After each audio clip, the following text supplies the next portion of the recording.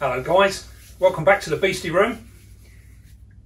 We're going to do one of the hobby's most favourite spiders, and that is the Martinique Pink Toe, or as it should be known as, the Caribena versicolour.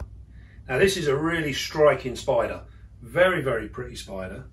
Now we have actually moved a couple of ours into Bioactive Systems, and this girl is the last one to be done.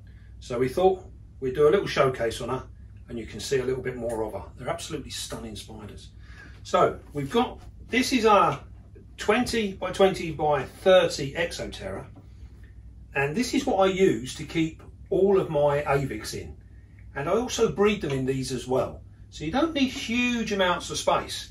These are perfectly adequate, perfectly fine for this size spider. And it's a very docile spider as well, so they're very happy in these. Now another thing that we've got going on here is you would have seen in our other video how we do these cheap backgrounds with the Velcro. And that is because we like to give our spiders some security in their enclosures. And the reason being, because when we come to breed them, we want to be able to see behind the log, see their egg sacs if possible. Now, if you look in here, you can see this girl, she didn't have nothing on the background, and this is what they do. They literally web the whole thing up and you can't see in there. So we are just as blind as if it was in a cork tube.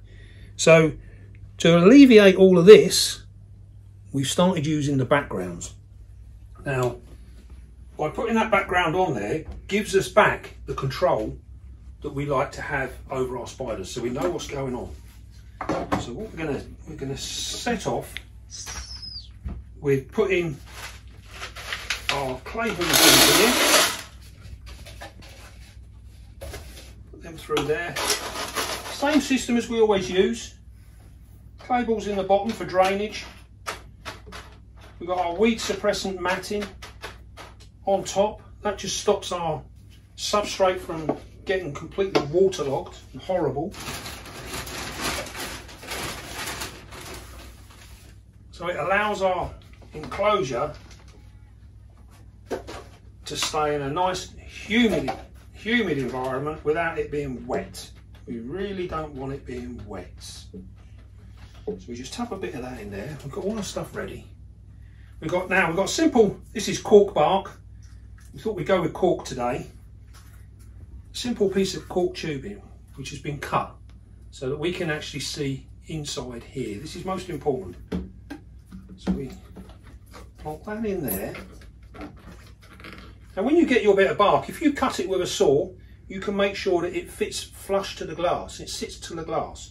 And what this will do will mean that there's no gaps down the side, which gives our spider a little bit more security, makes her feel just that little bit happier, keeps her just a little bit better. Now we've got that in place there.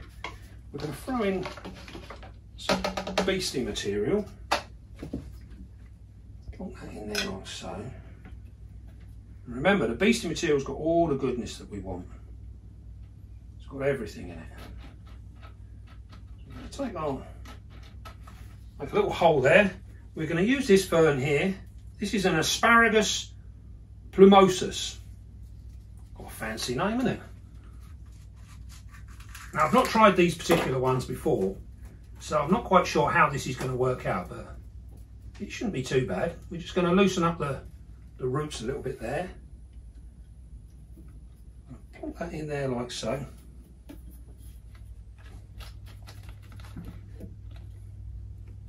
There we go. Put that in there. And then we've got our moss here.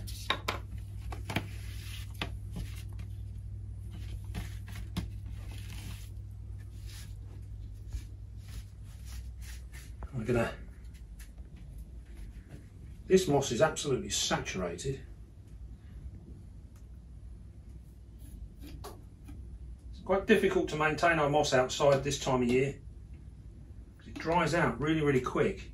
So I keep this in like a water trough. And there's water in the bottom, and that's why it's absolutely saturated, but it just keeps it alive. It keeps it in that nice state. I'm going to put a little bit just around the plant so that the plant doesn't dry out. It will help keep that going good. Another little bit here. See, none of this goes to waste. Even the bits that don't look too good, we can use them in the back, literally just for sealing that in. There we go. We've got that going on in there like so. Nice simple branch. And the thing is we want to try and encourage our spider to sit outside. Now with this girl, she actually sits out quite a lot. She's quite a showy spider, really.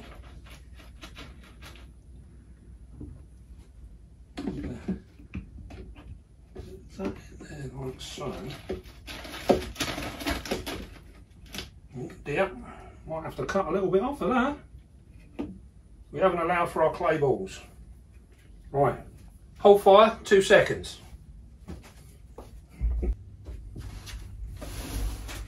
We're back.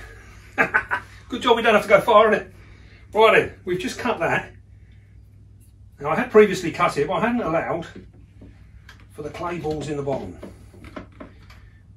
Schoolboy error. Right, so here we go, we've got that in there like so. Oh, look at that, one of our little isopods is trying to make a break for it. See that, look, they're coming in on the moss. And they're in the beastie substrate. Now something, you're getting there. One of the things that's been popping up of late, one of the questions that we've been asked about is it dangerous having isopods in with your spiders when they're molting? Now, my answer to this would be no. With a spider like this is an adult spider, and even down to juvenile spiders, it's fine. These little isopods aren't going to cause you any problems. What they can cause you problems with is very small slings. And the reason being is because a small sling doesn't make much of a web blanket or cocoon to actually molt out in. So they tend to molt in the open almost. They'll go undercover, but they don't have a lot of protection. So the isopods could come in when they're all wet and useless, you know, they're not hardened up. The isopods could come in and they could nibble on them and eventually kill them. So with our very, very small slings, I don't have isopods in any of the enclosures. I only have springtails and such like, nothing of any substance. But once we get to juvenile size, which is about anything from about this big upwards, we're fine. And the reason being is once they get to that size, they actually make a proper web mat, and they'll make a proper web cocoon in which to molt out. And this fully seals them off, and it controls the environment that they're in, and it also protects them from things like isopods. You imagine in the wild, they'd have a hell of a job to find somewhere to molt where there wasn't an isopod around. So they fully protect themselves against this. This is, you know, this is fairly, you know, it's quite common sense when you think about it. They are designed to look after themselves and get on in the wild perfectly fine. In captivity, we have to change things around a little bit. So in with your juvies upwards, absolutely perfectly fine. But don't put them in with your tiny, tiny slings. That could be asking for trouble. All right, we're gonna our water bowl in here.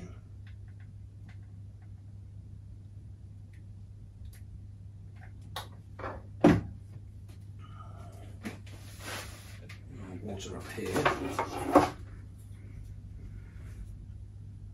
As you remember, with our arboreal spiders, we like to put our water dishes up high. My spider likes to live up high, so why make him come down to the ground for a drink? Always put them up high. I'm going to whack some water in here. We're putting quite a lot of water in here. I'm going to give this plant a real nice watering. We don't have to worry about the moss because that's already saturated.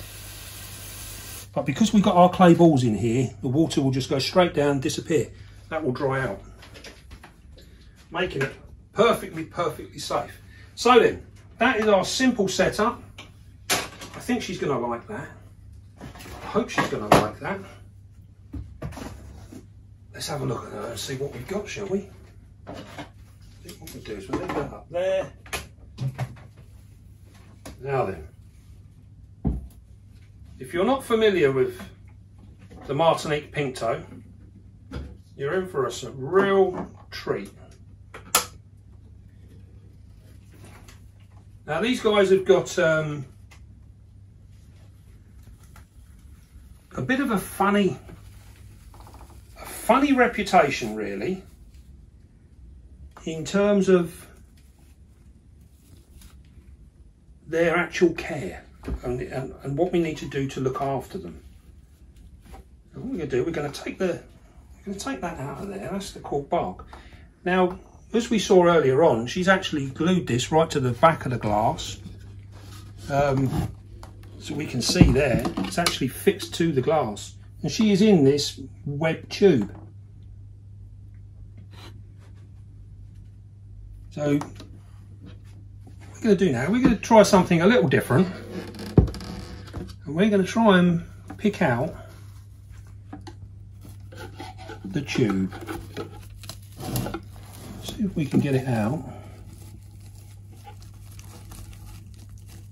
It's literally just attached to the glass. So we should maybe be able to pull her out. There she is. She's inside this web tube.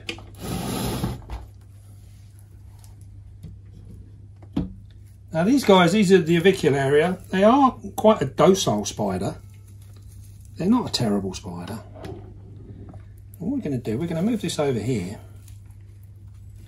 Oh, she's upside down. We're going to open this up. And you're going to see what an absolutely cracking spider this is. See how beautiful and clean that web is inside there.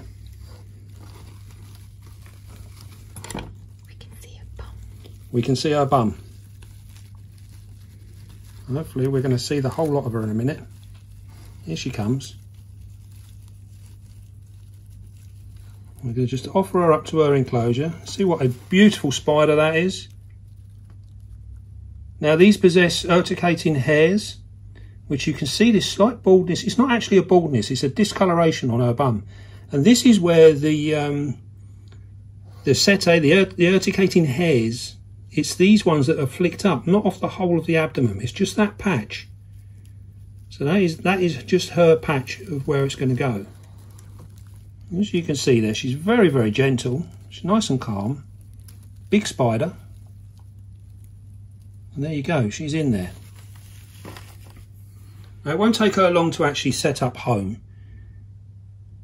And she'll set up behind that bark and she'll soon web all that up and it'll be absolutely lovely. Move around there.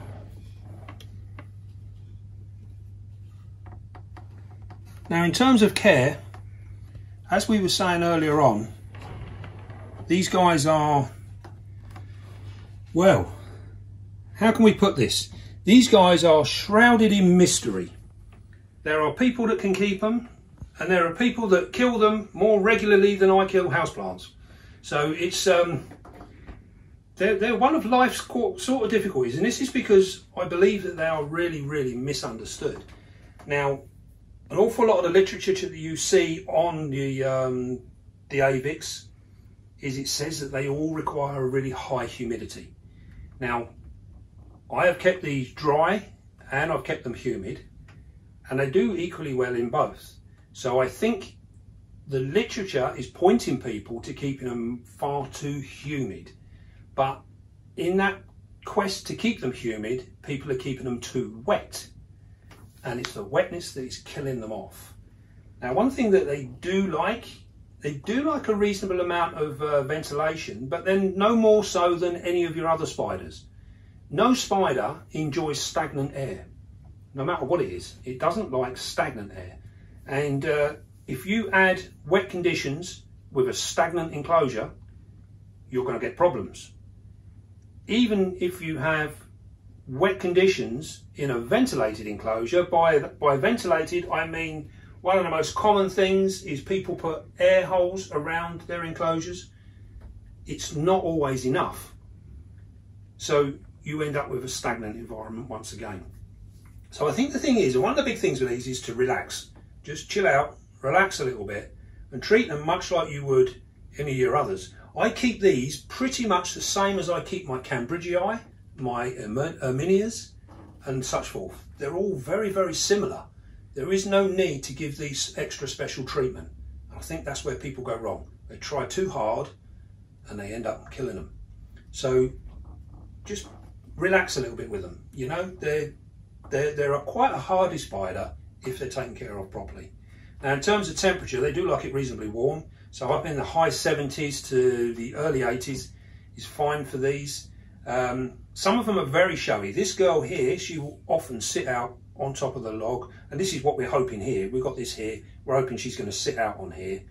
And yeah, she's a very, very showy spider. Her sister, on the other hand, is quite reclusive, and we don't see so much of her unless she's hungry. If she's hungry, she's out and about. If she's been fed, you might as well say goodbye, and we look at an empty tank for the next week or two. So they're very, very different in how they behave. Food-wise, we give these dubia roaches. I tend to feed the males because I like to see the males running around, and it gives her something to hunt. So she will actually come out and physically hunt these down, which is really quite exciting to watch. And I think it's really good an environmental enrichment for your spider if it actually physically comes out and hunts for its food. But in order for it to do that, you need to wait for your spider to come out and show itself. Once it does that, give it a couple of days of coming out, you know it's hungry, then pop some food in there, let it feed. And then don't feed it again until it repeats that behaviour. It might take a fortnight, it might take 3 weeks, but don't feed it. Wait for it to come out, start looking for food, then feed it again. You will end up with a much healthier spider. So hopefully we got rid of some of the myths here. Being in a bioactive enclosure will definitely benefit this type of spider. It will make its life a lot nicer, much happier. And yeah, there's not really a lot more to be said for them. They are reasonably simple. Just relax and treat them much like you would many of your other spiders. Right, well, I hope that was useful. I think we've covered everything there. They are a truly wonderful spider. Right then, don't forget, be calm, be gentle, and love your spiders. I'll see you soon, guys.